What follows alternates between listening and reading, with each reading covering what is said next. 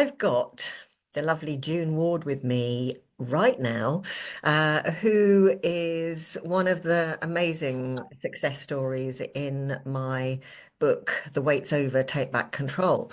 And June is in the chapter under Become the Internal Master of Your Life.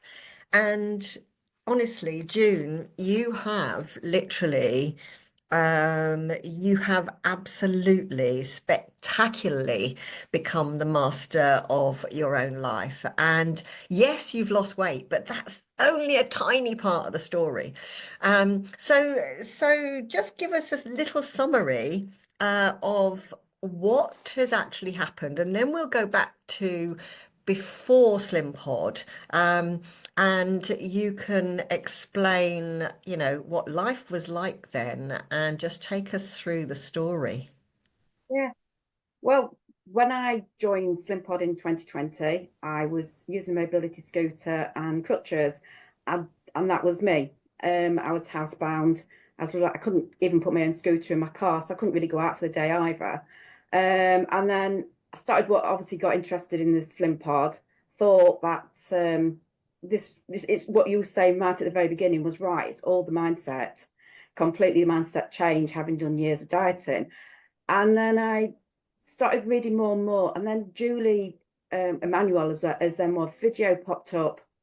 And not knowing who she was, didn't know who she was or anything, she actually also had fibro.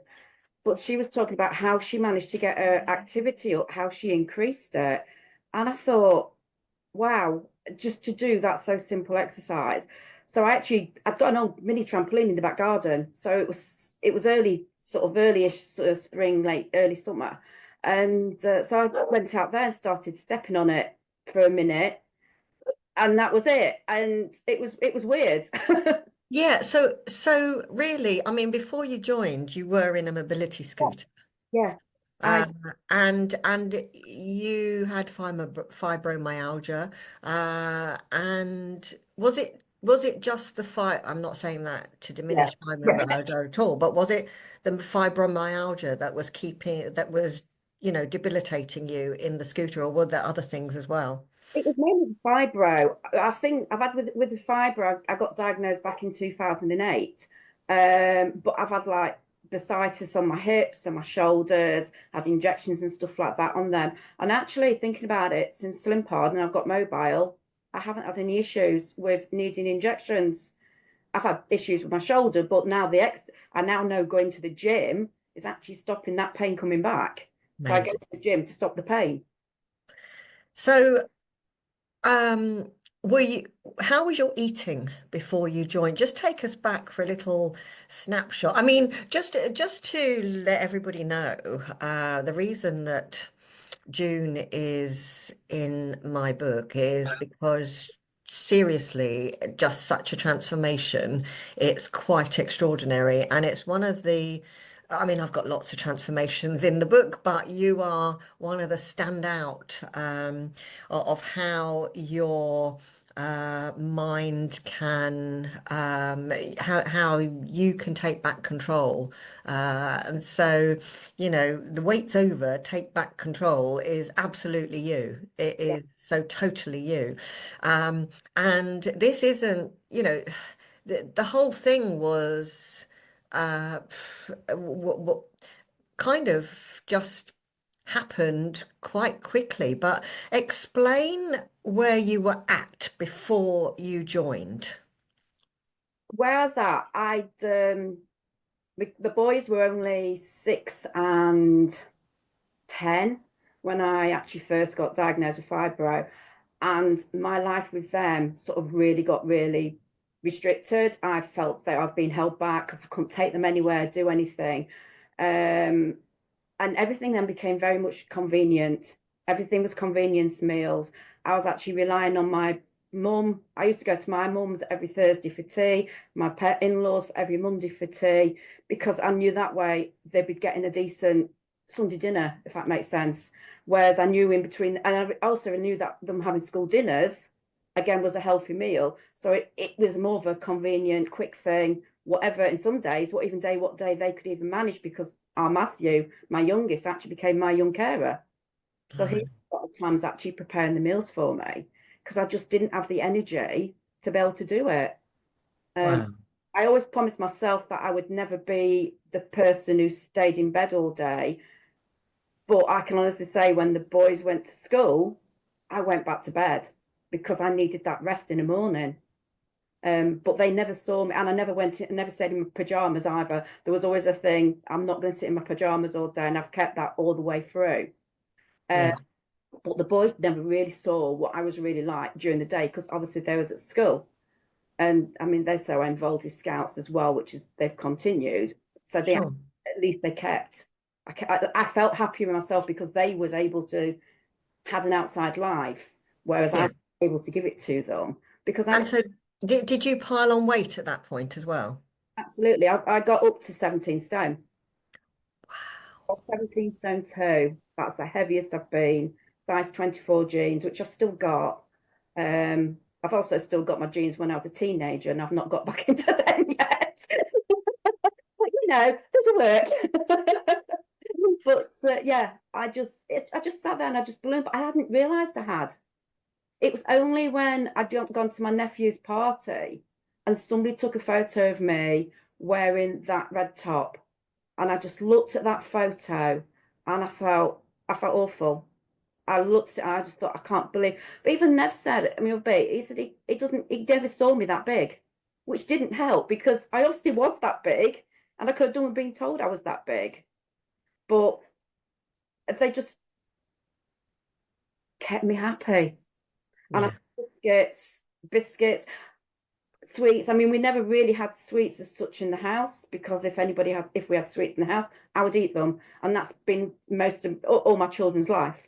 So we never really had sweets in the house for them, but biscuits, crisps, you know, uh, pizzas, takeaway stuff was just so much easier to just grab than it was to think about preparing a meal or actually even being organized and making um I love to call them bulk bags where you put them in the freezer. You put everything in a bag, your dump bag, put it in the freezer.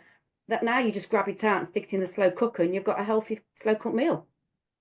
Never thought about that at all before Slimpod because it wasn't, never entered it. I mean, I've done Slimming World, Weight Watchers, Rosemary Conley, the works, and never thought about doing that either. Yeah. So you got to a point where you thought, I've got to lose this weight. And how did that all happen? To be honest, obviously my goal when I joined Slimpod was I'm joining it to lose weight. Mm. Never entered my head about walking because that was destined. That's what I was going to be. My mum's in a scooter. I'm obviously just going to take after my mum. And I don't know. It was just like a switch. I know Wow. it says it's a Slim Pod magic, and it obviously is Slim Pod magic. But obviously now I know really it isn't just Slim Pod. It's a little bit about myself. But the mindset just changed. It changed about the food, about the walking and the activity, and increasing it slowly.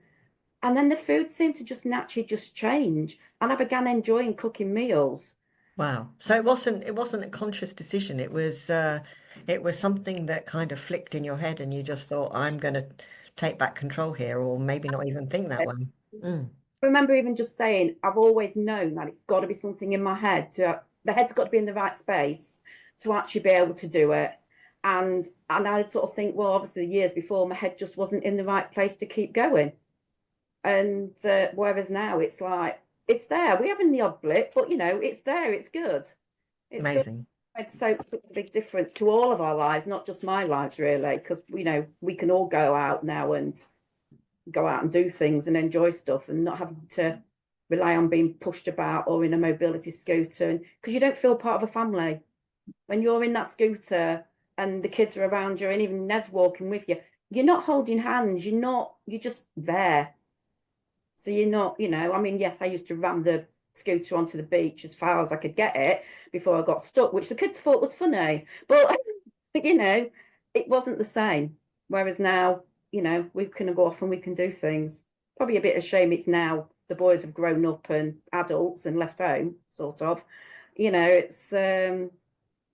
have been nice to have done this when they were younger, but better late than never. And Absolutely. I'm And you're enjoying it now anyway, so you might know.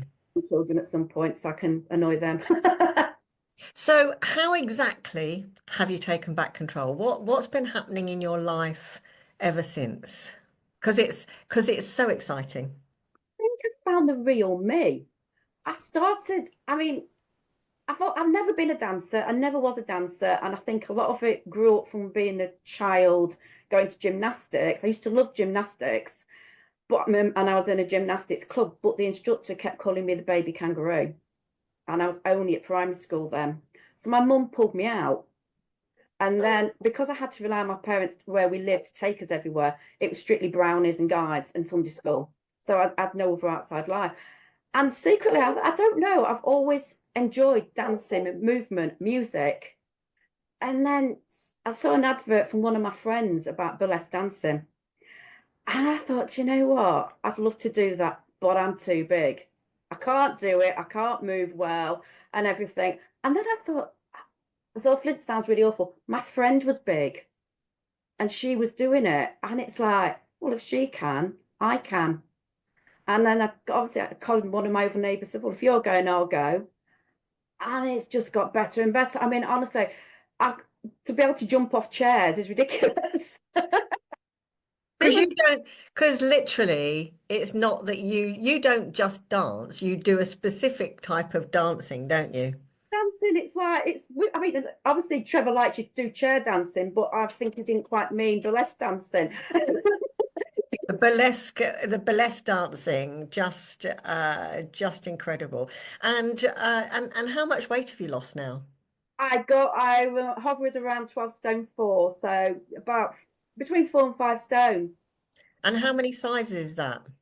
I'm a vary between a 14 and a 16 now, so I've gone from a 24 to a 14 to a 16, and that depends on, really, in fairness, on the cut of the clothes and whose makes they are, which is annoying because I'd love to be able to say, oh, I'm a 14 when it won't go. And usually the boobs are the problem.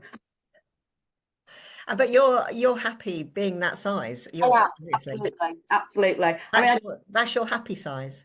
yeah, this is it. I am so happy. I'm me. I'm being me. I'm doing what I want to do. Um, I'm loving the dancing. Obviously, I'm loving going to the gym now. I mean, I never thought I'd ever go to a gym, and now I love going to the gym. I started doing aquafit, and for years it was always the water's too cold for my fibro. And now I'm going to the aquafit, and you step in, and every time it's like, this isn't as cold as I remember. So whether that's the fibro, whether it's I don't know, but my head, the water isn't as cold. I'd love to have a go at doing sea swimming, but I'm a bit too far away from the coast. I'll try when we're on holiday, but it's not the same. But yeah, it's taking back complete control. This last year's been different, having my son move back home. But again, he's hoping to move out later this year, and I am so looking forward not to him moving out, but for me to be able to go, right. I'm off to do this, and I don't have to tell anybody. I can just go. I'm free to do whatever. I haven't got his dog to look after. I haven't, because I feel Yeah. like it's a mother thing that you're compelled to be around the house while because he works at home. So Yeah. it's like you're like, oh, I'll just be here because I'll make him a drink or he makes me a drink. But I've, I've So, definitely so yeah, so June, how has the food changed now? everything is 90. Well, I'll say 90% is home cooked. Thomas is very good at ordering takeaways, so I have to pull him in a bit on that. It was quite nice to start with, I have to admit, because it was because he never orders the cheap takeaways, but my food portions are so much smaller. I've naturally fallen into IF. Um, Breakfast, I still call it breakfast, even though I have it at lunchtime, because I do still enjoy breakfast. I still enjoy the crunch of the cereal, muesli, whatever it is, but that's all plant-based. I have Greek yogurt, I have fruit or whatever on it, and then that does me then until tea time. There's there's not very much snacking unless I'm having moments, but the snacking went, and it lets when I think both, because obviously I have Trevor listening on the pod at night on my phone overnight, but on speaker, so hubby hears it, and he's Right. like, he's the one who's going like, oh, my belt's a bit tight, and I'm like, how dare you? But even when we go away, it's like we haven't eaten a whole packet of biscuits, dunking it mindlessly in a cup of tea. You know, you're suddenly realizing that this packet of biscuits lasting you 2 or 3 days. And it's quite, it was, but you know, it's mind blowing really. And even prepared down to preparing salads, I have like I'll call them a mini Greg's, not Greg's, Subway, where you have the lettuce in a bowl, and I literally put them all in a bowl and put them in the fridge, and then I pull them out, and we all have we just put on our plate what we want. Whereas I never really, I love a salad if somebody else has made one, but if I make it, it's a bit bland, and but everything is just so much more natural. In a sense, better quality meat I'm buying, which is meaning you're not needing as much as well because you're getting fuller from it. More nutritious. And I think that's the way I've gone down. I'm looking at more nutrition than actually what's on my plate. And I have what I want, Yeah. And including, and including has that been a conscious change, or did that just happen naturally as you were running through the program? What's happened there? How's that work? it was natural. It was just part of the program. But having had so many surgeries and whatever over my period in Slimpod, I've started to look more down the nutrition Mm. side of it to try and to see what I can do. But I often am a bit of a bad person if I get into looking at something, I then go down the rabbit hole and keep going and keep going, and then it just blows my mind completely, and I've lost it all. So I've learned not to do that. That's the only way, and just grasp it, get it back to basics. Start, not start again, but just pull myself back in, focus on the main things, the wins, the diary, the pods, and even the coaching videos, watching the coaching videos again, and you keep changing them. So it surprises me sometimes. So Lovely. Listen, June, it's been amazing. I mean, I've witnessed it all, and I've just it's seen been the good. way Well, the it's way everything has changed. yeah, it's everything's changed. It is so, so much better. I've never thought I'd be doing what I'm doing. Never thought I'd be dancing, even dancing on stage in front of a paid audience, which was a bit It's all right. We've done it a couple of times on summer shows, summer fairs, just to advertise what we do. But this was actually a paid performance for prostate cancer. So that was a bit more nerve-wracking. And we opened the show as well. But I just remember when we do the first jump off the chair and our heads hit the floor, not it directly, but we head down to the floor, the cheer and that overwhelming satisfaction and that happiness in me, I can still feel it now. And this is getting on nearly a month ago. So, do you think with the fibromyalgia, do you think it had taken hold of your head as much as it had kind of taken it over your body? Because it's fascinating, the whole, how it can become part of your identity, obviously. So, absolutely. I was at that point fibromyalgia, whereas I know with fibro you get remissions with it, and there's always this nagging thing that it's in the background, so you have to still balance your life with it. So I know what I can do. I'm lucky that the boys are adults, and I've got to the point where it's like I have to look after me Mm, rather than anything else.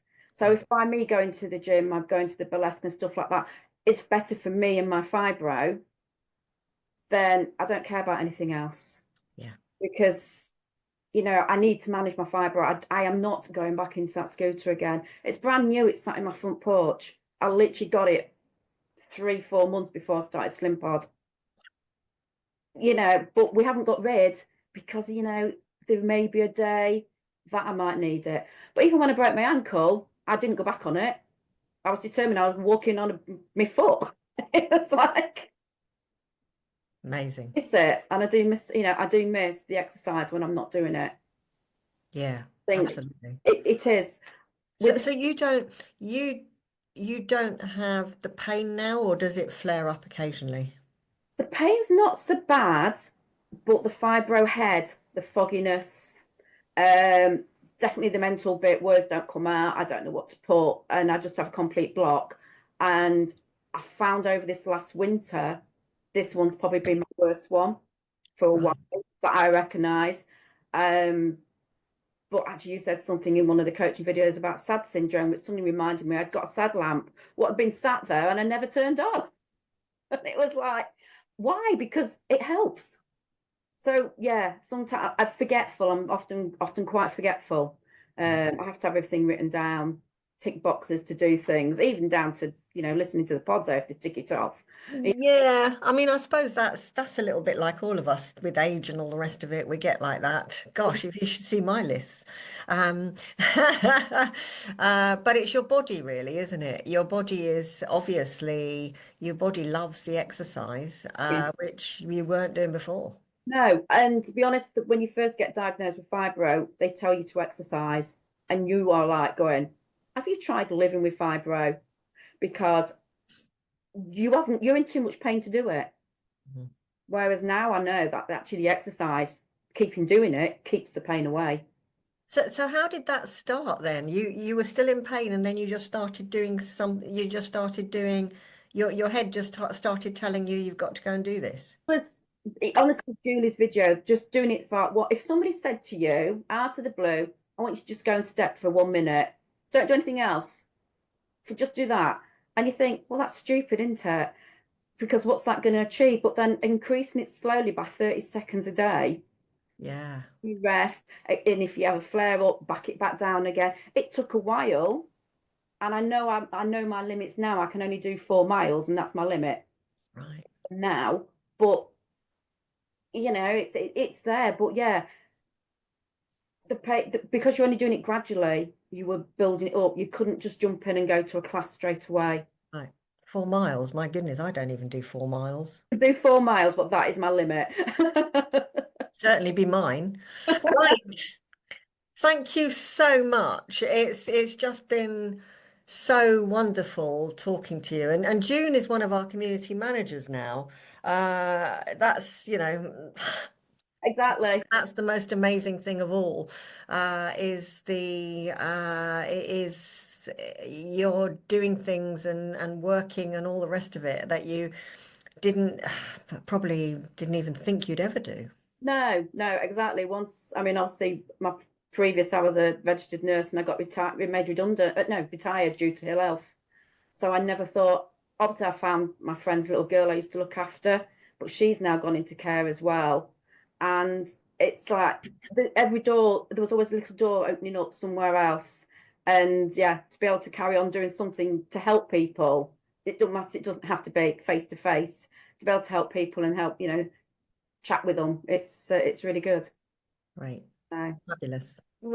Wonderful talking to you, and yeah, I don't think we've ever had, even though you're part of the whole Slimpod process now, as in, community management and all that. We've never had an in-depth chat about all of this stuff, and it's wonderful to hear it. Thank you so much, June. You've come so far, honestly. It's so wonderful to see. thank you. Thank you ever so much. Thanks, Sandra.